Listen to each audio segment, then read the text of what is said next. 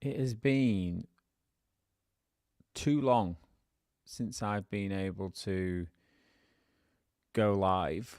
Um, Hello, everyone. I'm just checking that we are live on our channels. Yep, sweet. You can see myself on Twitter, LinkedIn, and YouTube. It's been so long. I think the last time I did one of these was February. Yeah, February, before we had some crazy rollout across a number of sites, which hopefully we're going to be able to talk about in the future. But in the midst of that rollout, I was given an opportunity to give a talk at the University of York, a management school. They do a masterclass. I think they do it every month. And through various contacts, they approached me and said, do you want to come and have a conversation around sustainability, technology? You know, what do we think is going to happen in the future? What's happening now?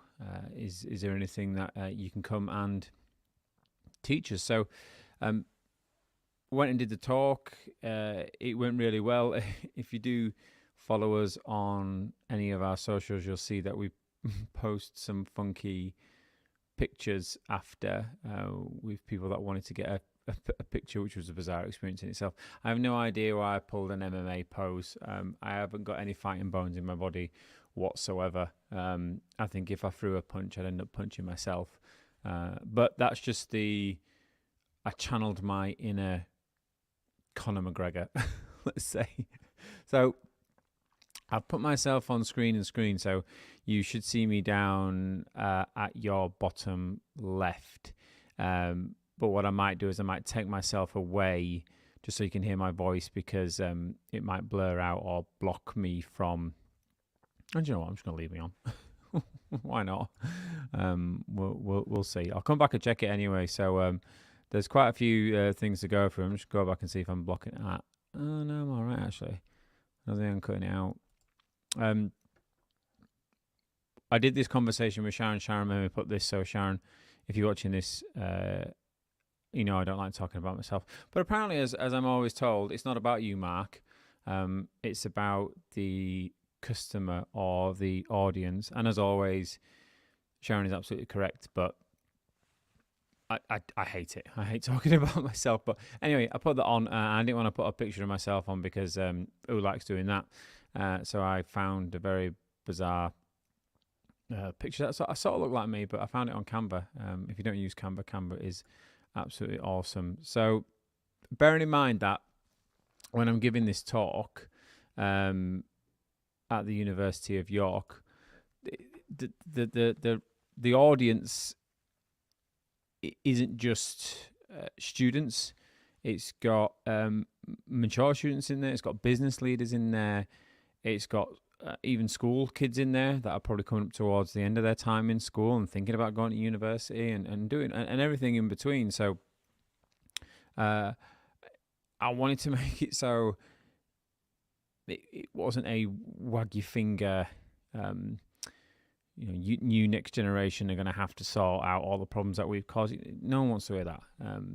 So anyway, we'll go through it, and then you tell me what you think. So again, I'm just going to give it as I gave on the day. So I didn't want to position it with loads of data, but I wanted to give them a real sort of understanding of where we were at the start. We're going to look at some data. We're going to explore what the current state of affairs is, but with a caveat of it's a pinprick in terms of some of the challenges that we've got. You could spend you could do a master's degree, go to the University of Cambridge with a sustainability leadership program on the challenges that you've got. But I had 45 minutes, so not that much time to go through.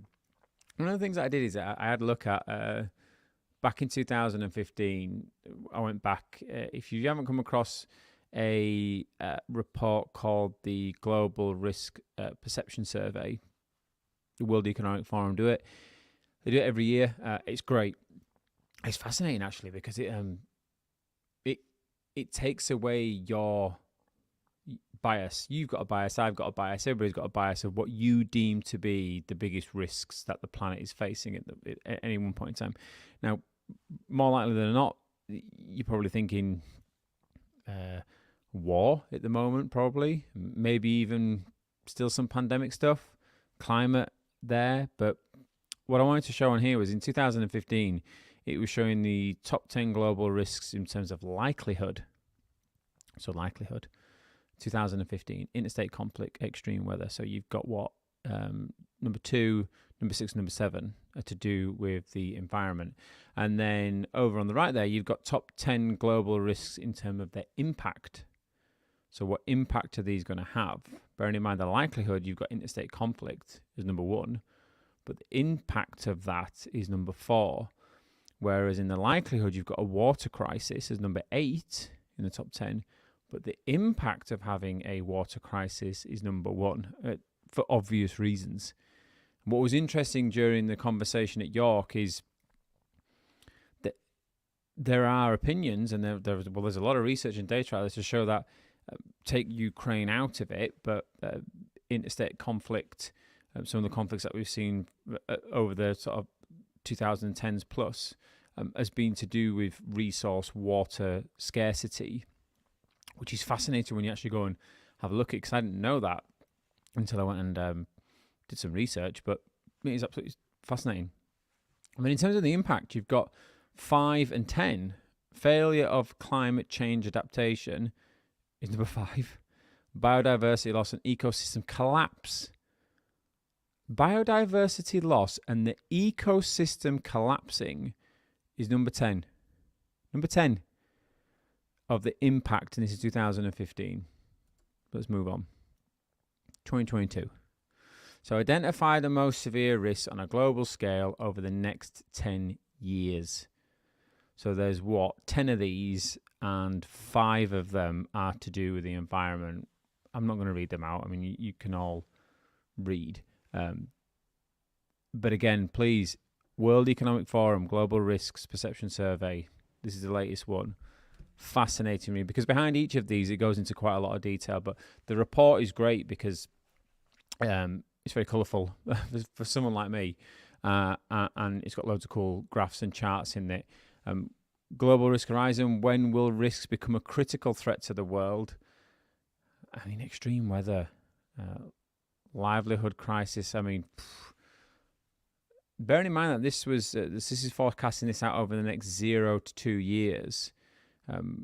For those of you that are watching outside of the UK, I'm no doubt you probably got inflation squeeze if you're watching this in the West. But I'm talking specifically in the UK. We are getting absolutely hammered at the moment with a livelihood crisis. Cost of living is going up massively, which is going to be a difficult one in regards to social cohesion, erosion, because of poverty. This is not a political presentation, by the way, but it's just showing you, when you look at the global risks, it's easy to think, well, that's happening somewhere else in the world, but look at these in relation to where you are, where you're watching this from. 0 to 2 years, is that too far out? Is that happening right now? And then it goes out to 2 to 5 years. So now we're seeing the climate start to get a bit further up the agenda. So obviously we had climate number 1 in 0 to 2, but now we've got the second part of that is number 2, extreme weather. Human environmental damage as well is coming up. You've got biodiversity losses starting to creep up as well. And then when we look to 5 to 10 years out, well, you've got the top 5 risks in terms of their impact are climate related. Yet when we get through this and we start to go through some of the data, we'll see that maybe the 5 to 10 year horizon is too far out. Maybe that might be a reality in 2 to 5 years' time. It's quite scary. And we've seen these before. And this was the debate that we were having. And it's difficult when you're talking to a camera because there's no real back and forth. But when you see these charts and you go, it needs to get 4 Celsius, 3 Celsius, 2 Celsius plus, what does that mean? One of the parts that sort of drove most of the debate was this here, to get down to this level. So best case scenario assumes full implementation of all announced targets, including net zero targets, LTS and LT, which is nationally determined contribution. That's assuming that all the biggest nations in the world, that was at the Paris Agreement, all agree, all align, and all decide to put plans in place, both micro in terms of their countries and macro in terms of the world, and go after this. What are the chances of you thinking that that's going to happen? You might be a glass half full person. I think optimistic scenario, not a chance. Long-term pledges and 2030 targets only, maybe. Current policies, and this is what's happening right now, the current policies now, action based on current policies, that looks like where we're going to be. Something needs to happen to move us in a different direction. But to think that we're going to go for the optimistic scenario, I don't think we're going to get there. Now, it's difficult when you look at this data and you go 2 degrees here, 4 degrees there. What does that actually mean? And even this isn't helpful. In 2008, this ice shelf broke off. And I remember it at the time, someone getting very excited going, can you believe this ice shelf has broken off? And I saw this picture back then in 2008 and thought, well, this gives me no scale. I don't know what I'm looking at. Is that a mile? Is it 6 miles? I don't know. And then what was helpful was when they overlaid that the size of the ice shelf in relation to London, and then you go, wow, that's unbelievable. And this is where I think we've struggled with the debate on climate change is we get so lost in the data. And data is key. Data is important. Our company lives and breathes on data. But where we've struggled is interpreting that data in weird and wonderful and engaging ways to show us the course and the direction we're going in, but also engage us and help us change our behavior and our ways of working and living and doing things to enable us to make the necessary changes to stop where we're potentially going. But wagging your finger and saying you produce X tons of carbon, it's just not going to work. And what was fascinating was in that debate at York, you had sort of 2 splits of the crowd. If I can be so bold to say, the older generation was very much you need to show the data, you need to show the impact of what you're doing, how much carbon you are emitting as a result of going on that train or taking that flight or not car sharing or whatever that might be. And then the younger generation, quite interestingly, bear in mind these are very progressive people. They didn't say so much as so bold to say I don't care. It's more a case of, well, that's not interesting. I've got so many other things to be worrying about. You need to help me. I know it's important, but you need to help engage me in a way that speaks to me, not in terms of your language, but in my language, to help me change my behavior. And that's where there's a big gap. And pop culture is just great. If you haven't seen this film, watch it. I love it. I must have seen it about 2 or 3 times now. I think what was scary, though, even though it's funny, it's very tongue-in-cheek. You can see some digs at the current political system. I mean, not just in the US, but wider afield in the West. People assumed that it was about Trump. It's more about climate change. But what was scary when I watched it the first time is I was laughing, but I could see us doing something like this. I really could, given the credibility of the leadership in play at the moment and the rhetoric and the language.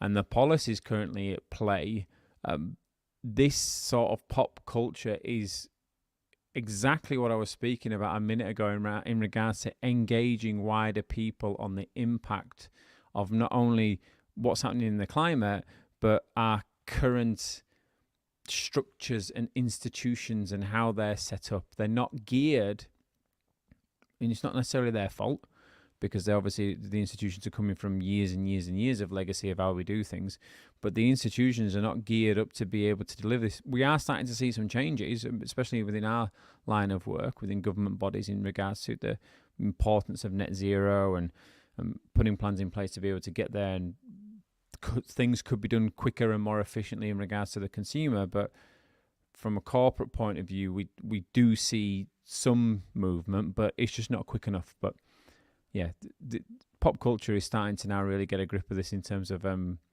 pointing fingers and making fun of what is a very serious situation. COVID. I, like you, remember COVID in terms of not just a human impact, but the environmental impact. Do you remember all those videos you'd see of the dolphins coming back? I think it was in Venice. You saw the water getting cleaner, little fish bombing about. It felt like the early start of COVID that we had this unique opportunity to change the way we currently do things, build back better. We've heard that numerous times. However, unfortunately, we're now starting to see that the data is showing that any sort of benefit we've had from COVID in regards to the short-term benefit to the environment, we're very quickly losing. And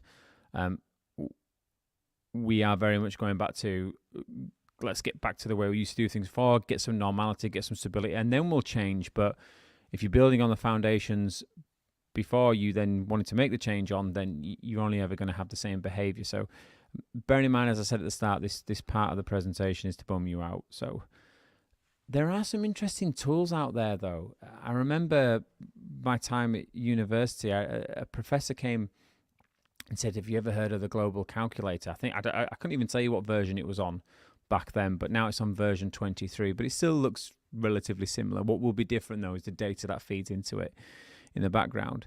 But here you've got various elements you can change, and the key is you have to get the target down to 2 Celsius. So you can play with the lifestyle, technology and fuels, land and food, climate, costs, energy, emissions.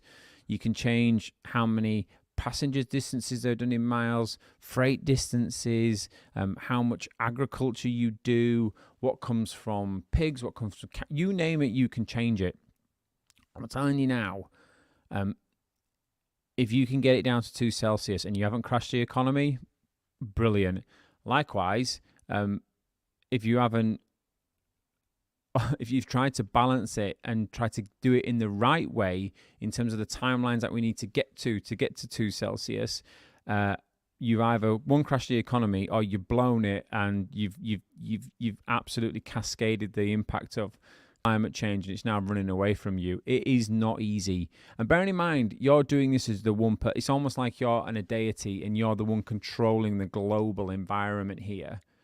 This isn't the case. How many other countries out there need to play their part? So you've almost got 200 plus countries that need to play the global calculator. And you all need to agree of what to do.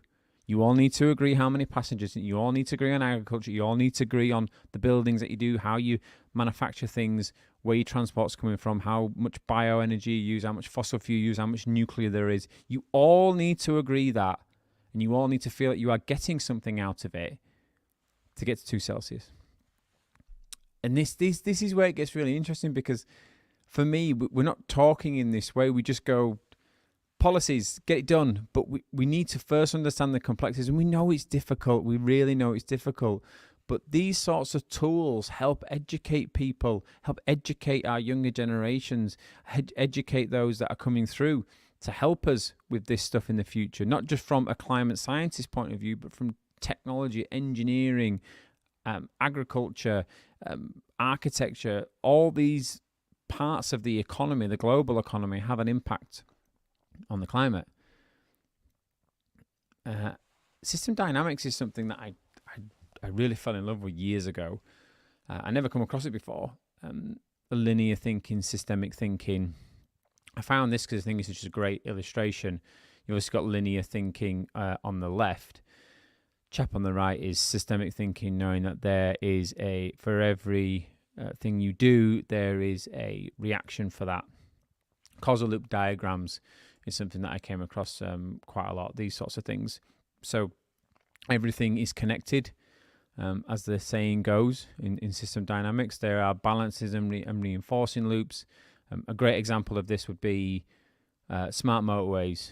So you would open up an additional lane to try to ease the traffic, but then you almost end up with just as much congestion. That is a system dynamic issue, and that is where you will find, if you Google it, loads of causal loop diagrams. It's a very simple one on your screen that show how it does cause more traffic when you open up more lanes, bizarrely. But look at these models, they're great. And it's these sorts of models that are very much in line with technology and the environment. So how can they work together? Because they are connected and they are there to be able to be worked together, but you need to take the complexity out of it. To go to a pitch meeting to sell your sustainable solution and talk about causal loop diagrams, it's just not going to work. But if you can speak in a language where they understand this, but it also is relevant to their organization and their objectives, be that ESG, be that they want to hit a sustainable development goal, whatever that might be, it's a very credible argument to have. Now, can tech save us? Obviously, we just talked about some of the elements that bummed us out, and there are many. And as you're probably watching, I could go on and on and on and on. But we need to start thinking about, well, how do we solve this stuff? Can we solve this stuff? Is it just too far gone? Should we just listen to the rhetoric that even if we stopped now, right now, the planet is still going to continue to change in terms of its climate for the next 100 years, which, considering our lifespan, it bums you out a little bit, that. But it's not about us. It's about the next generation, isn't it? It's about everybody else that's going to have to live on this planet. Now, before I get into all this, I just want to take a moment to enlighten or educate, should I say, of what the hell is going on at the moment with technology. We are in such a fantastic place. I've spoken about this numerous times. Over the past 2 months, I've spoken about it in detail, more face-to-face. But before we disappeared for 2 months, there's a lot of action around the metaverse. It's become a bit of a buzzword, but forget about that for a second. Think about it as a Web3, decentralization, technology, NFTs, things like that.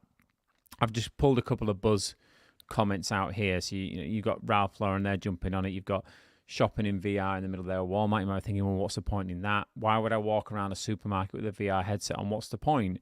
Yes, arguably it's a bit of a gimmick, is that one. But if your fridge, your cupboards are smart and they are connected in various ways, they can talk back to the supermarket and you can set the rules as such that when you're low on X, it will order X. But then a drone or an autonomous vehicle will come and deliver it to your house. That's what we're starting to look at here. You've got things such as social events. Is it going to be a case of gone are the days where we actually get together physically? Concerts are happening in the metaverse. That's the Sandbox there, top right. Snoop Dogg very openly bought land there, has his concerts there. Obviously, you got Nike with their personalized brand, very Michael J. Fox. Porsche with the AR, that's really cool. What you can do, again, this is available right now, so you can download that on your phone or your tablet, stand on your driveway, spec your Porsche out as you want it, and then just hold it up onto your driveway, and you'll be able to see what it looks like on your drive. Is it a gimmick? I don't know, but I think it's quite a cool feature, arguably, and then you can just press order, but that is a very expensive order. You've got to be a certain sort of person to be able to point your AR-created Porsche on your driveway and just get on with it and order it. If you don't know who the chap is there, the bottom right, love him or hate him, he's very much an advocate of NFTs and Web3 technology, blockchain, decentralized technology. That's Gary Vee, very influential in that area. And if you are aware of Web3 and NFTs, I'm pretty sure you'll know who he is. So I wanted to pull out a couple of bizarre examples of this technology. And again, I'm going to bring it back to the climate, but I'm just going to show you, we've always had issues with the climate, even before I was born. But what we didn't have was a technology to help us with this.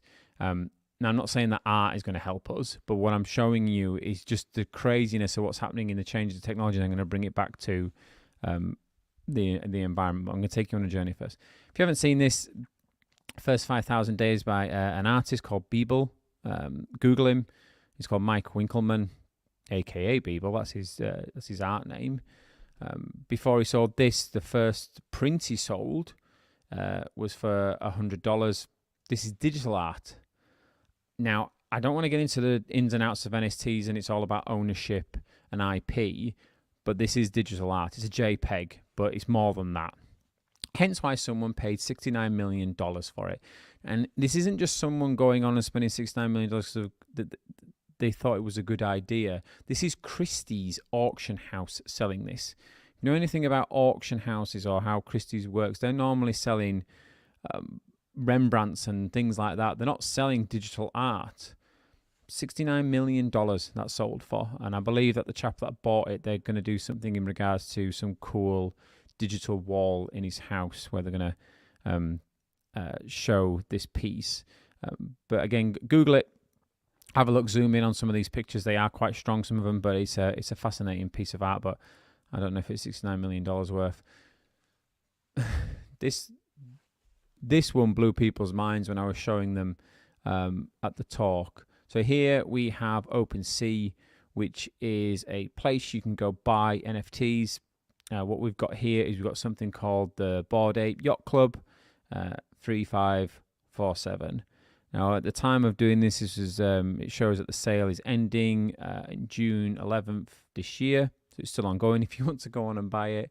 And there you can see the current bid. So the current bid is just under 60 Ethereum, which is a digital currency, cryptocurrency. But what that equivalates in terms of if you want to buy that with dollars, obviously you can convert this to pounds, you're looking at $250,000. Yeah, $250,000 for that. Now, there are other conversations going on in regards to these sorts of level of events, the high-end NFTs, in that they're going to become characters in their own shows and things like that. So if you own the IP of that, you're going to get paid royalties, which is fascinating to see what's going on with this sort of level of technology. The last couple of ones, someone sold a yacht. I saw this going for sale, $650,000 for a mega yacht, and I thought, wow, what a bargain of a century. Those things are usually $650 million, until I realized that it is not real in terms of physical. It's a digital yacht that someone spent a 4-bedroom detached house in Surrey on. Yeah. So why is this happening? We've got a lot of I spoke about this before, so I'm not going to spend too much time on this, but we are going through a fantastic transition. We are right in the middle of it now in terms of Web3, this read, write, own part of the internet. Fascinating things happening in regards to cryptocurrencies, metaverse, blockchain technology. Blockchain technology, if you are a proof business at the moment, what I mean by proof is if you are land registry, credit reference agencies, law firms, anything like that, you have got to be quaking in your boots when it comes to blockchain technology in regards to how that technology works in relation to gaining trust and access to documentation. You guys, in terms of that sort of sector, will need to wake up very quickly to this, if not already be on it, in terms of what's that technology going to do in terms of your sector. Now, if your kids or you play Roblox or Fortnite and you deal with any currency like Robux or V-Bucks, you already know and understand how Web3 works, because you're buying skins, you're converting your hard-earned money that you've gained in the real world, and then you're buying digital currency, be that in Roblox, in Robux, and then you or your child are then speccing out your avatar. I know that might sound weird to some people, but that is very much what's going on. And if you understand that, and if you want to have an early interaction in terms of Web3 technology, metaverse, have a go at Roblox. It's free. just download it. Log on to it. If you're going on PC, but if you're on your Xbox, you can download it onto your Xbox or PlayStation and just get on with it. It's great. It's a great game. But it's an early entry level in regards to that sort of level of technology from a purchase point of view and ownership side of it as well. From a film level, if you want to educate yourself on this sort of level of technology, I know that everybody's thinking that the metaverse is going to be like Ready Player One, and maybe in time it will, but we're not going to see that anytime soon. Not over the next 18 months, 2 years, no chance in regards to how that technology works. But like anything, it gives you a good indication of what could potentially happen. And for those of you that like to fantasize and dream of what this connected world could look like, you've probably already seen Player One. But if someone asks you, how does all this stuff work? How do I get a good understanding of it? Just ask them to watch that film. The Oasis is a great place to do. So bring us back down to earth here now. We've shot up to the stratosphere there and spoken in some sort of detail around the technology and what it is from a silly point of view, but what does it mean from building optimization and the environment? So here is where we play. So in regards to MetaB, so our role is to optimize buildings through electrical engineering, IoT hardware and software, and then get all that rich, lovely data. That's the great stuff, is that when you turn a business from arguably being in the dark and then you shine lights into areas that were already there but the human eye couldn't see, when that data comes through in ways that are engaging for the client, wow, so powerful. And then what we like to do, so take that data and we move it up the chain. So in this area here, you've got AR, VR, augmented reality, and virtual reality spaces. So once you get that data, you can then start to build worlds. You can make your BMS come to life. You can take your CAD drawings, your 3D models, and bring them to life and walk around them from a VR point of view. You can fly around them. You could be dressed as a dragon for all you care going around there. But that data within that world will be real data from the physical world showing you how inefficient or how efficient you are. And more importantly, where to target and focus in regards to optimization. Now, once AI and quantum computers get their act together, which slowly and surely they are, but I'm on about in terms of their accessibility to everyday people like you and me, more and corporates. These things, taking the data from these sensors and the worlds that they'll be able to create from a VR, AR point of view, will manifest simulations that you and I will not be able to tell the difference in terms of real life and what that simulation is showing you. Now, I know that sounds insane and it sounds impossible, but that is going to happen. The simulations will be very basic to begin with. You will know you're in a game. Roblox, GTA, put GTA 5 on with a VR headset. You're in a simulation there, but it feels like a game. You know you're in a game. But in time, they'll get more and more realistic. Now, you imagine you're sat in your home or you're sat in one of your offices and you've got a multi-site estate. You can put your VR headset on, go into your world, and all the data that you're seeing in that real world, in your digital world, is real world data. But you can not only interact and change things, you can see the impact instantaneously, but you can also try things out. What if I ran it at this speed? What if I moved manufacturing to that time? All these other different data points, your utility bill, your staff shifts, your weather patterns, traffic patterns, all this will be coming into the rules engines for you to build your simulations for the best possible outcome for your business. And the benefit of that is not only do you save a ton of cash, the impact that you will have on the environment from an operational efficiency point of view is a great thing to do. However, and I'm going to get onto that big however at the moment, but I'm going to stop it there. However, there are challenges when it comes to this level of technology and the requirements it needs to power it. So then you move up the chain even more. You've got smart contracts. You've got blockchain technology that are instantaneously executing smart contracts based on FM contracts, for example, when certain KPIs are met. Again, going back to that trust agency point of view, you go to buy a house, you don't need to wait forever for a survey or the deeds or anything like that. It's instantaneously executed, and then you are paid in various currencies, be that crypto or whatever that might be. That is the now, and that is the possible, but the possible and the now are very quickly becoming blurred. You could do these things right now. So I know this, we're looking at this over a horizon, the AR, the VR, the AI, the quantum, the blockchain, the cryptocurrencies, all those parts are available right now. And you could build something quite decent, but making it accessible and cost effective for everyone to use it. I don't mean just gaming. I'm on about in terms of optimization for the impact of the environment.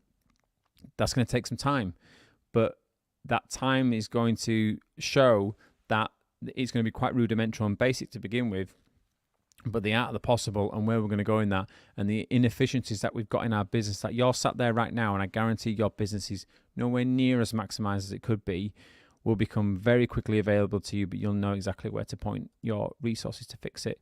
So again, bring this to life for me a bit more. So you imagine you're walking around, you're going out, you want to buy some clothes. Let's use Primark as an example. Everyone knows what Primark is in the UK.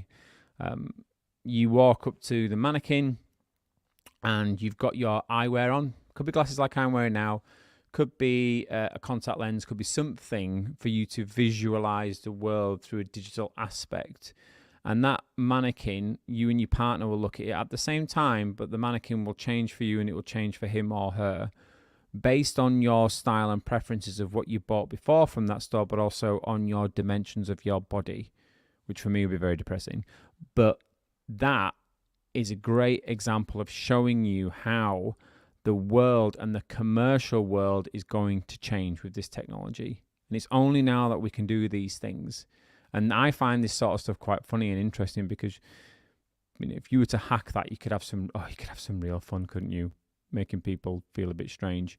One of the things that was actually brought up during this talk was, we do a lot of work in the construction space, or should I say with construction businesses, and it won't be soon until it's a bit like paint by numbers. So you will be able to get your drawings and you'll get all your materials, just in time deliveries, all that stuff. But it will be, you'll wear your eyewear, or they could be hologrammatic sensors showing you which screw goes where, how tight to do that nut, what wires to what it could be here, how you build that, how you do that. And not only does your labor requirement shrink, your resource waste becomes nearly zero, if not zero, and everything is accounted for down to the screw. There was a conversation with one of the professors in there that said, well, you've got two issues here. One, there is a concern that it's going to take away a load of unskilled people to do this, your labourers. But there's a lot of arguments to say it's going to take away your skilled people. Think of Fordism on a next level. So you take a Sparky, for example, and I know what you're going to say, but legislation will catch up with this. You take a Sparky, and if you can break down that role to a competent person, I say the competent person, I don't mean they need to have to be 18th edition qualified. A competent person, you could show them how to put in various rudimentary basic electrical work. That expensive spark is not needed. Same again for agriculture, same again for land farming, same again for anything. You take that skilled individual, you could take their role in terms of their competencies, break that role down, show it in a way that's really engaging to someone who's not necessarily skilled without the various technologies available to help them do it, and that person will do it. So it's not just a case of saying, was someone low skilled going to be able to take out by this technology? Arguably, maybe this is a benefit for the lower skilled, because they're going to be able to do things that only a higher skilled person will do, but yes, they will be aided by the technology to do it. So what happens to the highly skilled person once they've taught the system how it needs to do what it needs to do? And even then, they might not need to teach the system, and this is going to get a bit crazy now, because you've got artificial intelligence that will be able to look at various manuals on how you wire things, how all the NIC certificates online, all the snagging, everything from every single construction job that has ever happened in the UK, a quantum computer will spit out how to do things and how to change various situations, and that AI will build a scenario or a very engaging simulation for that unskilled person to be able to put that on and then almost act as a skilled person while they put it together. Are you with me? It's mental. It's exciting but crazy. So the art of the possible, especially when it comes to building optimization and energy efficiency, as long as you know a normal state of an asset, you can then monitor that and then change things if that normal state is broken. So what temperature does that asset need to be at? What vibration levels does it need to be at? How much power does it need to pull? Right now we know that. Set that as a normal state. Anything outside of that, react. That's proactive rather than reactive maintenance, again, which starts to bring your costs down and starts to have more benefit impact on the environment. Again, this is what we talked about before around bringing these things to life for people. Wonderful, weird, engaging dashboards that people don't just see it as a case of going, well, I know how much carbon I'm producing, but what does that mean to me? How do I focus? Where do I go? I'm running around. I'm like a spinning top here. Now, the metaverse, there's a lot of cash arguably within this. I mean, again, you can see on the screen there, $30 trillion opportunity over the next 10 to 15 years, potentially. Again, there's a lot of hype around this, and it will calm down a little bit. But if you're like me, you see the potential. And for those that get into it early and make the mistakes early, but get the learnings early, you'll leave your competitors behind. You will absolutely leave them for dust. Will the bubble burst? I mean, I wrote this in March, and arguably, the bubble has technically burst on NFTs. I mean, I think they dropped 48% from before I wrote this. But has that technology disappeared? No. It's like the dot-com boom in 2000 and burst in 2000. Did that leave us without the internet? No. We've still got the internet, haven't we? And this is the point. This will hype up. It's like anything. Everybody will get hyped. They'll throw a load of cash into it. People will make fortunes. People will lose a ton of money. But the technology and the mechanisms at play, be that NFTs, decentralized funding, cryptocurrencies, blockchain, AI, VR, all that stuff, that will all still be there. It's just that the NFT market is the one that's captured everybody's imagination, and they've gone, Jesus Christ, I can make 70 grand from a JPEG of a rock, which did happen. Not for me, just something that I read. Again, look at this. So this is an article, Daily Mail, Tuesday, December 5th, 2000, which isn't that long ago. Internet may be just a passing fad as millions give up on it. If you've ever seen that, there's three clips I want you to have a look at. One was Bill Gates. I think it was on the David Letterman show. And he's talking about the internet, and they're laughing at him. They are just laughing at him, as in like he seems crazy. And then there's a CNN news anchor. I think there's two of them, and they're talking about the @ symbol in an email address or at a website, and they're going, but how can I be at there? I'm here. Why is it a squirrely A? I don't get it. And then the last one would be when Jeff Bezos was talking about decentralized distribution centers. So you don't have a shop anymore. You have a distribution center that pushes out to the consumer. And again, there's that famous interview where the guy is going, what? No, it's not going to happen. And you look back on those now and you think they're quite funny. And the reason why I mentioned the last one, especially on Jeff Bezos, is I had my first heckler during this talk. And it was that this is all flights of fancy, this stuff. Now, again, you go back to the early 2000s and you take that conversation that Jeff Bezos was having around Amazon. They said exactly the same thing. And where are we now? Now, I'm not saying that we're going to be in the next Amazon, but the world is going to be very different in 20 years in regards to technology distribution, how we go to work, how we do work, how we travel, how we communicate, how we play, how we make money. And it's all to do with the technology that is happening right now under your noses. It's not flights of fancy. This is happening right now. But, and this is the but I was talking about before, we do have a lot of issues in regards to this new technology.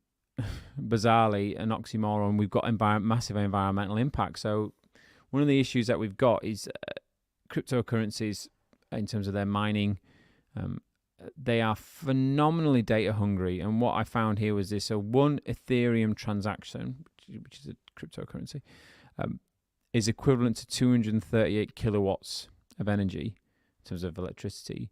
100,000 Visa transactions, so use your credit card, 148. So what we're finding now is that a lot of China closed down a lot of mining. Now, they said it was about environmental impact, but maybe it's because it's decentralized and it's difficult to tax it. So again, this is why you've got the Chancellor, Rishi Sunak, talking about the digital pound in our country, which is equally as scary, because that negates the whole point of decentralized technology. Is once the government can change that currency to as and what they see fit, it gets very dangerous. But this is why you've got a challenge in regards to how do you mitigate the need for, how do you mitigate environmental impacts through technology, but yet with said technology you are creating more of a problem in terms of the impact on the environment. So Bitcoin, most of you will know what Bitcoin is, probably the most famous cryptocurrency out there. Again, I found this just in relation to the energy consumption of Bitcoin in regards to the servers and everything that it needs to be able to make that transaction, proof of work, all that good stuff. It uses more energy than the country of Argentina. And these facts are interesting out there, because you naturally go, but that doesn't exist. Bitcoin technically doesn't exist. It's not physical. But Argentina, I can see it. I can see it on a map. I can go there. I could talk to someone from there, but I can't physically hold a Bitcoin in my hand. I can hold the variable assets that Bitcoin gives me. Be that I can convert it to cash, liquidity, and then take that money. I can buy a house. I can do whatever. But in terms of the Bitcoin itself, I cannot physically hold that. Yeah, it uses more energy than a country, and it's only going to get worse. It's only going to get worse. Thankfully, Bitcoin is so expensive at the moment that the likes of you and me can't. Well, you might be lucky enough watching this to be able to buy some, but I think it was $40,000 a coin. It's massively out for the vast majority of us in terms of access. Now, if you're a gamer like me, you're going to love to game. You're going to do more gaming online as this technology becomes more and more powerful. There's going to be some issues in regards to how many more people are not only accessing the metaverse for work. More than likely or not, more people are going to be accessing the metaverse for gaming because of the possibilities there. The immersive worlds are going to be really fantastic and powerful, but with that comes a lot of energy, a lot of electricity usage to be able to power that. My child now, he's 7 years old. He games a lot. I've got no problem with that. I actively encourage him to game because he's going to spend his life connected in some way. And for anybody fighting against that, I think it's a disservice to that person, because all the world is going to be connected in some way, and if not, it's going to get even faster and bigger over the next sort of 5 to 10 years. So gaming is going to really take a hit in terms of how impactful that is on a environmental impact point of view. And this is why you got Google and Microsoft and AWS. They're putting out their carbon-free energy targets now. They have to really do this. If you think all of our technology sits on AWS, why wouldn't you put it there? Because it's very safe and secure. Same with Google and same with Microsoft. But when you start to put things such as Xbox and gaming and the metaverse starts to go on these in their various guises of what these guys decide to do with it, it's going to get a lot worse. So they're going to have to either offset, or they're going to have to do something different in terms of how they power this. There are some issues in regards to technology as well. Cybersecurity, we can't not mention that in regards to trying to save the world. One of the things that I found quite interesting is it got worse through COVID-19, did cybersecurity acts, and the reason for that is that middle statistic, 95% of cybersecurity issues traced to human error.